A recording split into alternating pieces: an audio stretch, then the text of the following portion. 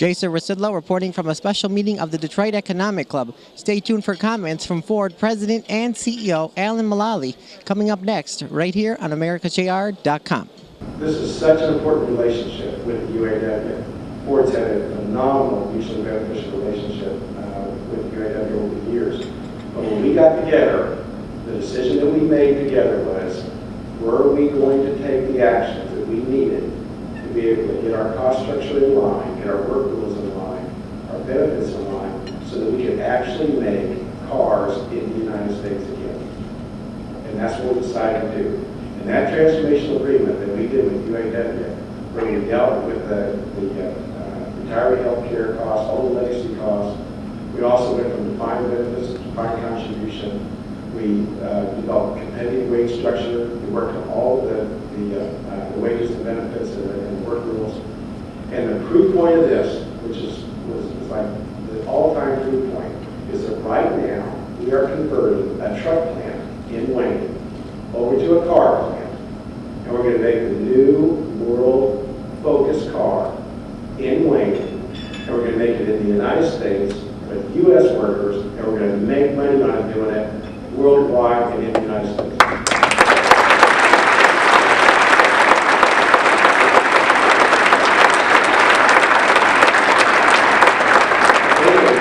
Bill also announced the other day to Governor Granholm that we have also made a decision that not only are we going to make the internal combustion engine version of it there, but we're also going to make the hybrids and the all-electric vehicles, and we're going to bring back the design and assembly of all the batteries, which will be the future for electric vehicles, right here back to Michigan. So it's a real proof point that if you get your cost structure in line and you have a skilled labor fee, you can operate with the best in the world. So, Bill, that's my report to the committee. And I'd be glad, this sounds just like a board meeting, doesn't it? And I'd be glad to take any questions you might have. And if you might, we have some people with a microphone. If you just maybe say, introduce yourself. I don't think you're going to need to, but please introduce yourself. Bob Thibodeau from the DADA, Bob Thibodeau Ford. Alan, first of all, let me say congratulations on your award today and the many awards that you've accepted on behalf of Ford Motor Company this week. It's truly been a sensational week. I'd like to ask a two-part question. The first part of my question deals with this new talent you've acquired, and that is forecasting the weather. The DADA would like to know what kind of weather are you forecasting for our auto show week that opens up tomorrow. Well, is that the first part of it? That's the first part. Okay. The second part of the question, sir, is can you tell us a little bit about your thoughts on the economic forecast for this upcoming year? Oh, you bet. Well, on the weather first, that is true. I have really fallen in love with the weather forecast here. Clearly, I always start out with this another day in paradise. And Paul W. has changed my life. And any of you that know Paul W. has changed your life. And what was really cool the other day is when he asked me to do the weather report down at the North American Auto Show, he even had the weather people giving me updates. He said he wasn't even needed anymore. So I've gone to another level of value added. On the economy, we are cautiously optimistic. And the main reason is that everybody's working with fiscal and monetary policies and stimulus. And the GDP growth we saw in the third quarter, what we anticipate for the United States in the fourth quarter, is starting to look like we have reached the bottom and we're starting to move again. Very encouraging for us is that in the month of December, on an annualized rate, we ended up about 11.6 million in the United States.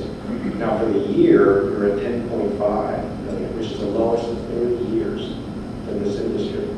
And so the fact that we are starting to move up, everything we looked at, with all the indicators, we're anticipating between 11.5 and 12.5 million for 2010. And it's a gradual recovery compared to what we've had recovery from recessions in the past. We think that's prudent for right now. And of course, the neat thing about Ford is that we have the vehicles now that people really do want. So we are really going to be part of the recovery. And we've been picking up share, as you know, 13 out of 14 of the last 15 months. So we think we'll be there with the right vehicles to help on the recovery, but we're cautiously optimistic.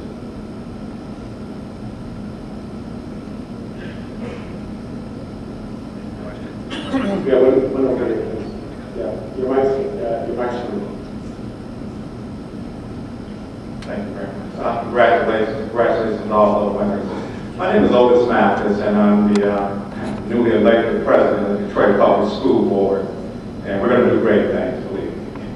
But also, I sit on the Fort Wayne advisory board about figuring out a way to rebuild and make Fort Wayne right there at the foot of the Illinois on Delray on the river with the historians from Fort Motor Company. We do thank you and your people coming into the community. And I do meet over about once a quarter before we're headquarters with the group. So, but for Mr. Allen, is that when you came on board at Fort Motor Company, the rest of us outside of other than working in the fact of family members heard that you was untraditional to the auto industry, that you were outsider coming in. That's what the community kind of heard and said, wow, it's a different guy coming to a different field and he's really pulling it off.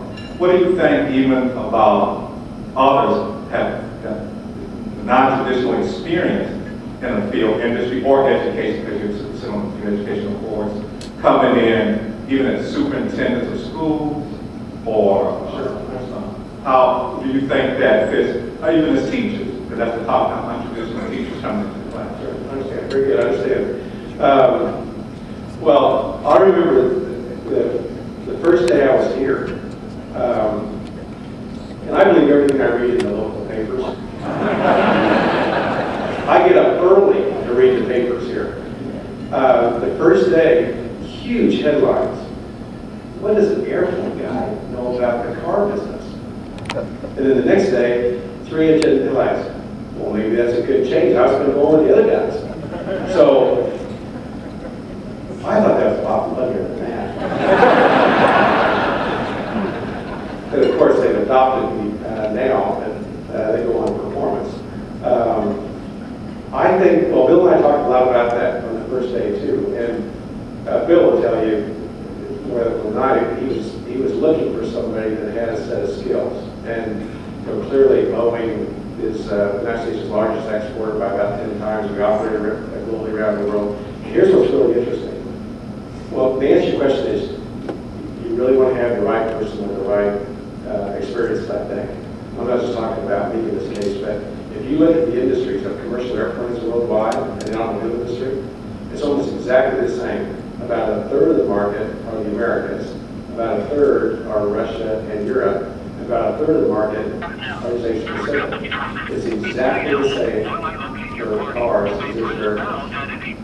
A couple more pieces of data. If you look at the size of vehicles, about 60% of the market worldwide are smaller vehicles, like the Fiesta and the Focus. About 25% are medium-sized, like the Fusion, and about 50% are larger, like a Taurus and F-150. That's exactly the way it is for commercial airplanes. 737, 87, 777, and 747. And if you look at the engineering and the manufacturing and the enabling technology, structures, aerodynamics, electronics, propulsion, exactly the same. And if you look at managing a business, it's all through the cycles, exactly the same worldwide. So what Bill was looking for, which is part of my decision too, and since I knew about that was very important, was to understand that, and he was looking for a partner that had been through that. So I sure can't comment on your specific question about education, but I think that having relevant experience and proven experience